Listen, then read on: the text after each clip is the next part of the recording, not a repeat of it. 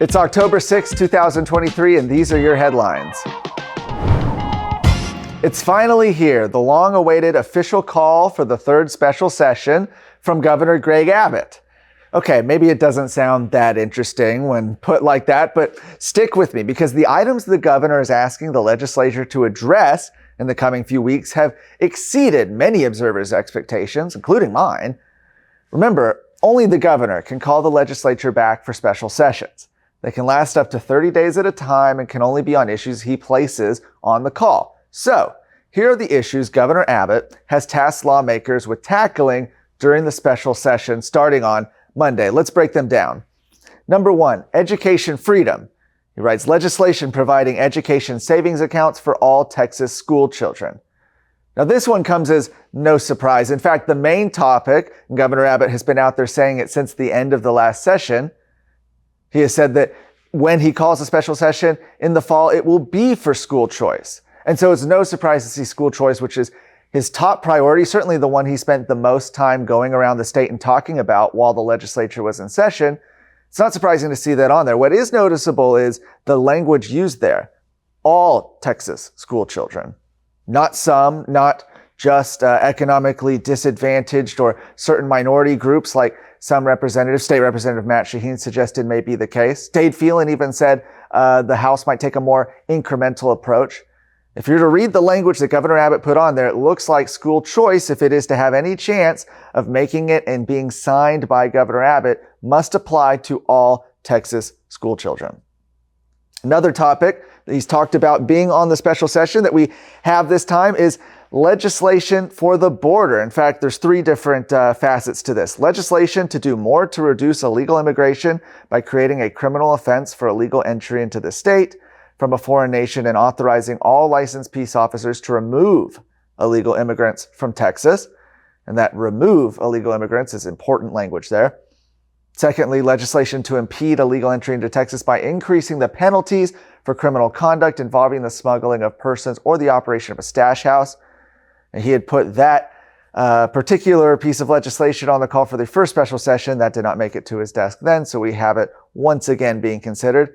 And then legislation to impede illegal entry into Texas by providing more funding for the construction, operation, and maintenance of border barrier infrastructure. And from what we've seen, that doesn't necessarily just mean a wall. It could also mean more buoys. Currently, we have 1,000 feet of these border buoy barriers in the Rio Grande. This money could be going to create more there. But those are the 3 items on border security he has placed on the call.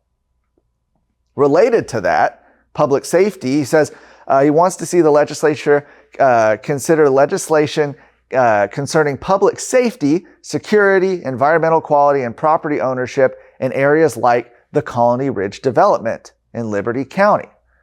He's been saying this now for a week or two, so it's interesting to see it placed on the call. This as lawmakers just got off of a tour. Some of them went down, were showed around this development where it is said that there has been cartel activity. There's high rates of crime because illegal aliens have been marketed to. They don't require social security numbers for loans to be able to finance their lots. They advertise down in Central America and Mexico for people coming into the United States illegally.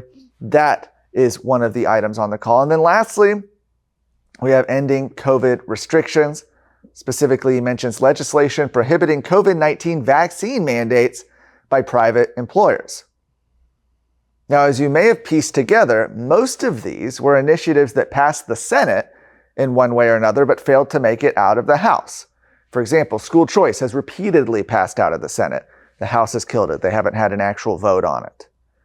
Border security legislation, especially the most important border security legislation during the last legislative session, was killed by Speaker Dade Phelan on a point of order at the last moments that bills could be considered. That was killed.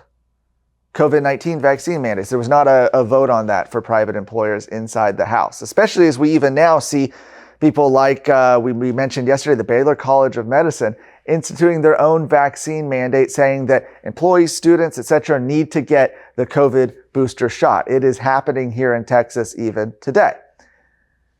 So it will be interesting to see with Speaker Dade Phelan and at this timing with the repercussions of the failed impeachment attempt against Attorney General Ken Paxton, if these issues will be able to make it through the chamber, the House, when the special session starts on Monday. And we'll be giving you all the updates as it happens. Speaking of Attorney General Ken Paxton, he is setting his sights on the upcoming primary election, endorsing a slate of challengers today to Republican House members. In addition to endorsing candidates, Paxton also says he will be touring the state in support of these challengers to incumbents he says are, quote, some of the most liberal Republican politicians in the nation. And he said when issuing these endorsements, he said, Texas conservatives have seen their state house hijacked by liberal RINO Republicans for far too long. Texas should be a leading beacon for conservative policies. Instead, Texas has had to watch a liberal House Speaker and his loyalists kill hundreds of pieces of conservative legislation that would unleash untold economic growth and secure even more freedom. Very, very strong words from the Attorney General. Now, his first round of challenger endorsements released today include David Covey, who's challenging House Speaker Dade Phelan, Wes Verdell, who's challenging State Representative Andrew Murr, who's also the person who heads up the committee and headed up the resolution to impeach Paxton in the House earlier in May. Andy Hopper, who's challenging Representative Lynn Stuckey. Mike Olcott, who's challenging Glenn Rogers. John Perez, who's challenging Mano Diala. Matt Morgan, who's challenging J.C. Jatan. Additionally, Paxton endorsed Brent Money in the open special election race for House District 2. That special election will take place on November 7th. The Republican primary election will take place on March 5th, 2024. Lastly, Lieutenant Governor Dan Patrick has continued his streak, issuing probably his most scathing criticism of the House impeachment managers yet. Since the acquittal of Ken Paxton on all of the House's impeachment articles, many of the House managers, the people leading up the impeachment in the Senate, have maintained that their evidence and testimony were overwhelming and blamed partisanship in the Senate for deciding in Paxton's favor.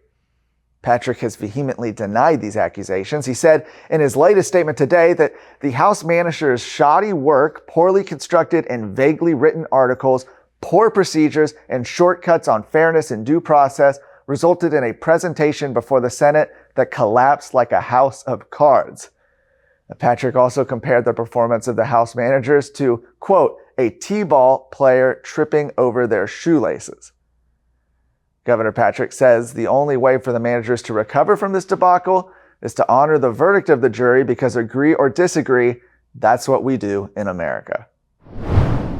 For more of today's stories, go to TexasScorecard.com. No ads, no paywalls, no government grants, and no corporate masters. Just real news for real Texans. This is Texas Scorecard.